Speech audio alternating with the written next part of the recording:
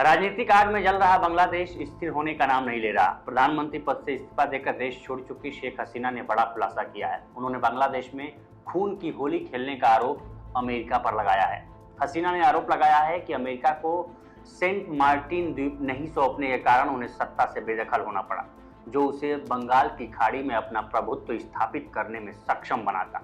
उन्होंने बांग्लादेशी नागरिकों से कट्टरपंथियों के बहकावे में नहीं आने की अपील की है।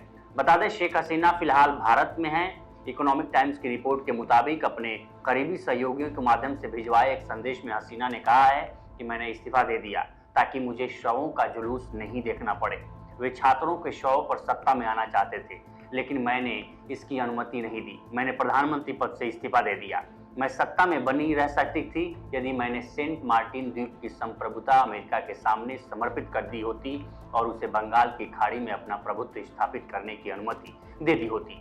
मैं अपने देश के लोगों से विनती करती हूँ, कृपया कट्टरपंथियों के बहकाव में न आएं। इकोनॉमिक टाइम्स ने अपनी रिपोर्ट में शेख हसीना के हवाले से कहा है कि अगर मैं देश में रहती तो और अधिक जाने जाती और अधिक संसाधनों और सार्वजनिक संपत्तियों को नुकसान पहुंचाया जाता। मैंने देश छोड़ने का अत्यंत कठिन निर्णय लिया। मैं आपकी नेता बनी क्योंकि आपने मुझे चुना। आप मेरी ताकत थे। यह समाचार पाकर मेरा दिल रो रहा है कि मेरी पार्टी अवामी लीग के कई नेता मारे गए। कार्यकर्ताओं को परेशान किया जा रहा है और उनके घरों में तोड़फोड़ और आगजनी की जा रही है। अल्लाह की रहमत से मैं जल्द ही वापस लौटूंगी। अवामी लीग चुनौतियों से लड़कर बार बार खड़ी हुई है। मैं हमेशा बांग्लादेश के भविष्य के लिए प्रार्थना करूंगी। जिस राष्ट्र का सपना मेरे महान पिता ने देखा था और उसके लिए प्रयास किया, वह देश जिसके लिए मेरे पिता और परिवार ने अपनी जान दे दी। जॉब कोटा को लेकर छात्रों के विरोध प्रदर्शन का जिक्र करते हुए हसीना ने कहा कि मैं बांग्लादेश के युवा छात्रों से दोहराना चाहूंगी, मैंने आपको कभी रजाकार नहीं कहा, बल्कि आपको उकसाने के लिए मेरे शब्दों को तोड़ मरोड़ कर पेश किया गया। मेरा आपसे अनुरोध है कि आप उस दिन का पूरा वीडियो देखें। षड्यंत्रकारियों ने आपकी मासूमियत का फायदा उठाया और देश को अस्थिर करने के लिए आपका इस्तेमाल किया।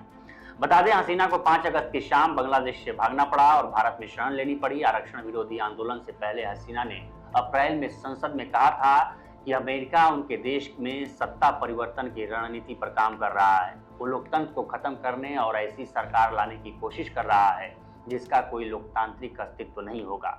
सूत्रों का दावा है कि कथित तौर पर सरकारी नौकरियों में आरक्षण का विरोध करने के दौरान उपद्रव मचाने वाले दंगाई वास्तव में उन विदेशी ताकतों के हाथों में खेल रहे थे जो बांग्लादेश में शासन परिवर्तन की योजना बना रहे थे। हसीना के करीबी अवामी लीग के कुछ नेताओं ने भी ढाका में सत्ता परिवर्तन के लिए अमेरिका को जिम्मेदार ठहराया है। उनका भी कहना है कि मई में ढाका का दौरा करने वाले एक वरिष्ठ अमेरिकी राजनयिक का इसके पीछे हाथ है। अवामी लीग के नेताओं ने आरोप लगाया है कि अमेरिकी राजनयिक चीन के खिलाफ पहल करने के लिए शेख हसीना पर दबाव डाल रहे थे।